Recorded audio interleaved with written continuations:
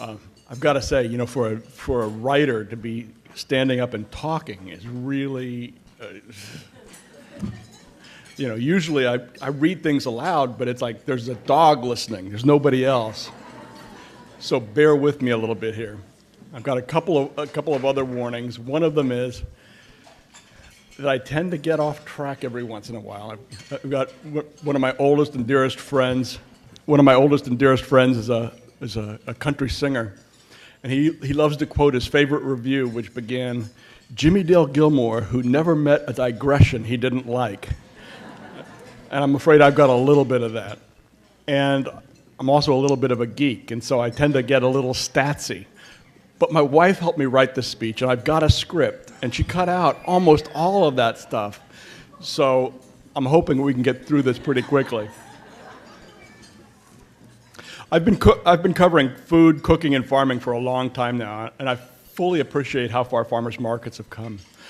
I remember when I started writing about ag, I'd be interviewing some old farmer, and people spitting on the ground and complaining about the prices and the government and the weather and the prices, and I'd say, well, have you ever thought about selling at a farmer's market?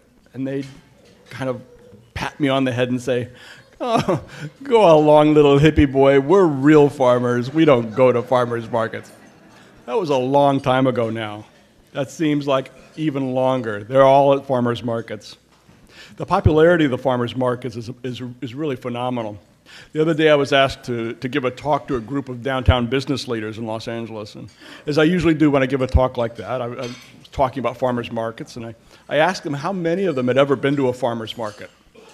And of course, everybody's hand went up. Then I asked them, how many of you have been to a farmers market in the last month? I thought I'd push it a little bit. And yeah, a quarter of them went up, which actually, I was kind of astonished. I mean, these are CEOs and bankers, and there were a couple people who actually worked for a living, but not very many of them. But I think that split in the response is something that I'd like to talk about tonight. But first, let me say that in the last 30 years, the farmers markets have had a revolutionary effect on American food. My career in food writing has really paralleled the rise of the farmers markets. I still remember the first time I went to one. It was in 1982 or 1983. It was in New Mexico. My friend Deborah Madison was visiting and staying with. She was from the Bay Area, so we went to the first farmers market in the state of New Mexico, and it was like just this dusty little parking lot. There were probably, there must have been like maybe 4 farmers, because you know what New Mexico's like, and they probably had beets and quince, and that was about it. But for me, this was just the most amazing experience. I knew immediately. As somebody who was always fascinated by ingredients, mainly because if you have good ingredients, it's so much easier to cook. But as someone who was always fascinated by ingredients and where food came from, this was a light bulb moment for me. From my perspective, people can talk all they want to about the important restaurants and the famous chefs that have gotten so much of the attention over the last 30 years. But for me, the biggest change in all of the time that I've been writing about food has been the introduction of the farmers markets. For shoppers, the effect of farmers markets has been to provide greater access to high-quality ingredients and to increase the variety of them. For farmers, the effect of the markets has been to allow them to make a little bit more money for doing good work and to be able to talk directly to the actual shoppers about what they want. That's the simple version of it. The reality is more complex because the changes that farmers markets have brought and the ripple effects of them are really far-reaching and far outstrip the actual amount of sales that happen at the market. But as significant as those accomplishments have been, the work is not yet complete. Simply put, I think we finished the first stage of the farmers market revolution, but we can't afford to rest on our laurels. Now is the time to look to the future. But where to go? How will farmers markets change in the next few years? I think the key to answering those questions is going to be thinking about farmers markets as a movement rather than as an institution. Because there are more important things about farmers markets than just the specific places where they're located. And those are the people who make them work, both the farmers and the shoppers. The farmers market revolution may have been born in farmers markets, but if it is to continue, there will have to be other paths as well. Farmers markets, as we all know them, will always exist. At least I hope they will. But if we're to continue to improve the opportunities for small farmers, and if we want to continue to improve shoppers' access to great produce, we also need to look at alternatives, at other ways of achieving the same goals. These are not replacements for farmers markets, but they're complements. Let me make that really clear, because whenever I write something that could even ever be remotely construed as critical of farmers markets, I hear about it. Right, Laura?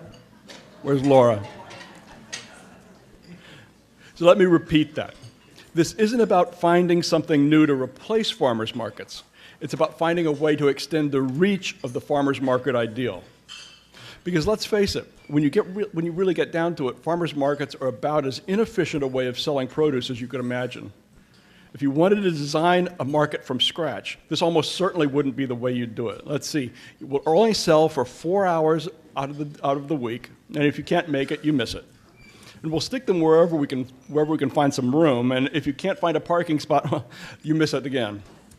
For farmers, there's the not considerable matter of having to drive hundreds of miles every day in order to spend a couple of hours standing outside weighing lettuce and making change. There have to be some alternatives that will also work.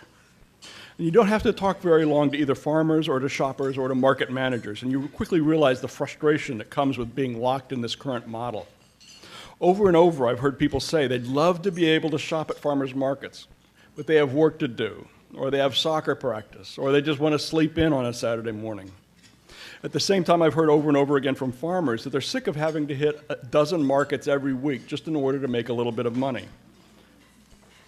Allow a couple of hours to set up and a couple of hours to break down, that becomes a very full day. You know, as one farmer told me a long time ago, he said, if I'm working 12 markets a week, when am I farming? This certainly isn't to suggest that farmers markets are over or that they're going out of business or anything like that, heaven forbid. But I think we need to recognize that the growth of farmers markets seems to be topping out. There simply aren't enough customers or farmers to continue growing the way they have over the last 20 or 30 years. After a couple of decades of continuing growth, the number of markets, the number of farmers, and the number of customers seems to have leveled off in the last five or so years. The markets will always be there, but if you want to continue getting more high-quality, small farmer-grown fruits and vegetables to more and more customers, you're going to have to think creatively and try some new things.